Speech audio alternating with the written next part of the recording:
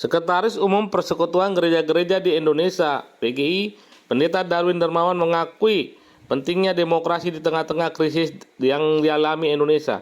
Hal itu dikemukakan dalam diskusi gerakan Okumene yang digelar di Gereja GPIB Paulus Menteng, Jakarta Pusat, Senin 9 Juni 2025. Darwin menyebutkan bahwa demokrasi itu tidak berjalan tiba-tiba. Krisis demokrasi terjadi karena hilangnya tanggung jawab bersama, sehingga terjadi erosi demokrasi yang mengakibatkan tumbuh suburnya oligarki politik. Erosi demokrasi itu terjadi karena belum tumbuhnya kesadaran politik rakyat, sehingga krisis demokrasi terjadi. PGI menyebutkan krisis demokrasi karena adanya populisme yang didukung. Hal ini terjadi khususnya orang Kristen kena prank. Darwin mengatakan politik tidak bisa dilihat hitam putih. Terlebih lanjutnya, erosi terjadi karena elit berkelompok dengan oligarki yang sangat merugikan masyarakat itu sendiri. Hal itu karena kurangnya kesadaran rakyat melihat politik populisme yang berdampak kena prank. Seperti halnya orang-orang Kristen, menurut Darwin Darmawan, dalam pemerintahan Jokowi terkena prank karena populisme itu sendiri. Ya, saya kira kita mulai saja. Saya mau mulai langsung dengan Mbak Aulia. Boleh berdiri, silakan ambil teman. Saya Bang Jerry ini kawan lama, kenalnya sebenarnya di isu pemiluan gitu ya. Tapi baru tahu Bang Jerry gitu ya. Saya juga jadi sering keliling gereja di Indonesia. Biasanya sebelum kesempatan jalan-jalan ke luar negeri gitu kan. Karena mudah sekali gitu. Kalau di Indonesia menjadi seorang muslim itu ya jalan-jalan ke gereja tuh rasanya soal pentingnya demokrasi di tengah-tengah krisis demokrasi yang sedang kita hadapi. Saya dengar tadi dari Pak Rektor, bahkan GPIB ini mau melangkah jauh, sudah bicara gereja ramah anak, gereja ramah lingkungan, terus ramah demokrasi. Ya, ini lompatannya jauh sekali dari sisi konseptual paling sedikit ya. Jadi bolehlah berbangga dengan gereja GPIB karena ini maju dari sisi konseptual. Ya, saya mengapresiasi secara tulus apa yang teman-teman kerjakan. Nah, apa yang akan saya sampaikan, saya ringkas dengan topik krisis demokrasi dan relevansi spiritualitas ekumeni.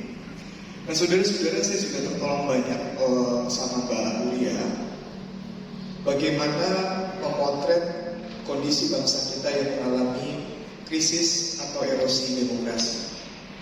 Dari sini kita bisa belajar satu hal yang sangat penting. Demokrasi itu nggak hancur tiba-tiba, tadi Mbak Aulia bilang. Dia oleh para ahli memakai kata erosi, pelan-pelan tapi pasti. Dan biasanya itu hancur karena persoalan-persoalan yang terjadi dari dalam. Dan kalau kita mau mengambil dari kacamata yang lebih bertanggung jawab, kalau demokrasi itu adalah pemerintahan rakyat, kedaulatan rakyat, maka baik juga kalau kita mengintrospeksi kita masing-masing. Kalau memang terjadi krisis demokrasi di negeri ini, bukankah kita bagian yang tidak terpisahkan dari dalamnya? Kecuali kita memang dari awal sudah bilang kita bukan bagian dari warga negara Indonesia. Oleh karena itu, sebetulnya erosi demokrasi itu juga tidak bisa dilepaskan dari tanggung jawab kekristenan kita yang belum optimal bersama dengan masyarakat yang lain. Tanggung jawab kita yang belum optimal bersama dengan masyarakat yang lain.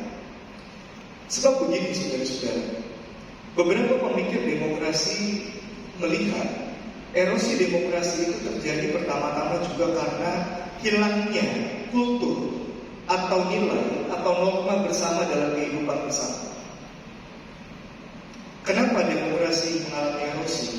Karena nilai kepercayaan, public trust, nilai integritas, nilai solidaritas itu sebagai nilai-nilai dasar untuk menciptakan hidup yang lebih baik itu turun.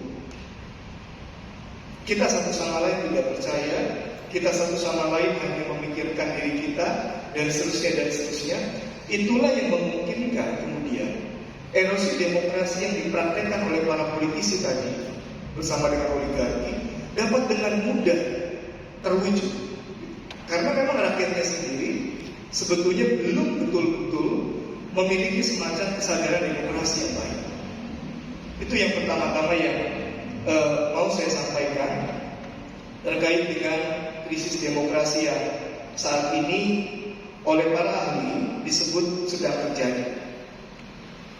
Nah, yang kedua, saudara-saudara, bisa ke atas.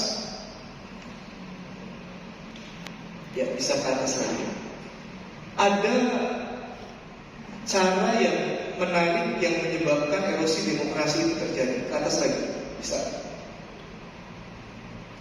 Nah, bagaimana demokrasi mengalami krisis? Seorang yang bernama Dehanes mengatakan salah satunya itu berjalan bersama dengan apa yang disebut oleh para akademisi sebagai populisme. Jadi populisme ini gagasan dalam kerja politik yang mengajak masyarakat itu melihat ada pembedaan, ada pembelahan yang hitam putih antara mereka-mereka yang mewakili rakyat dengan para elit yang korupsi. Nah, biasanya populisme ini menjadi sesuatu yang laku karena rakyat dengan mudah dibujuk atau dimanipulasi untuk mendukung mereka-mereka yang membawa gagasan populis ketika kampanye.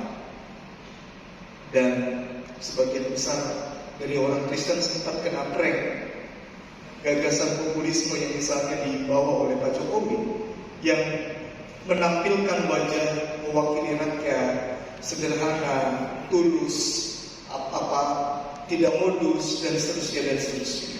Melawan elit yang pintar-pintar, cerdas-cerdas, dan seterusnya.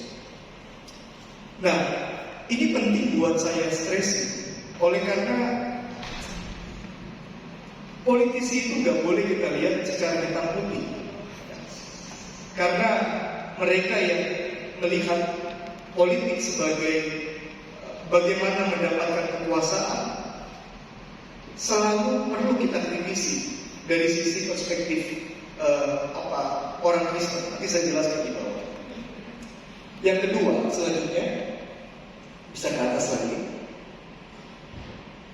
Nah, selain itu demokrasi kita juga mengalami krisis atau erosi karena memanfaatkan narasi luhur nasionalisme yang kadang-kadang dengan canggih membungkus nafsu untuk berkuasa atau the will to power. Sekali lagi ya, kadang-kadang erosi demokrasi terjadi karena rakyat terperdaya oleh gagasan besar nasionalisme, kebangsaan yang membungkus sebetulnya the will to power, yang ujung-ujungnya nanti mereka yang berkuasa ini akan berfungsi dengan para oligarki dan melakukan eksploitasi untuk kepentingan dirinya sendiri. Next, bisa ke atas lagi. Nah, ini contohnya soal food estate di Papua. Mereka-mereka yang menyuarakan perlunya kita bersikap kritis terhadap gagasan food estate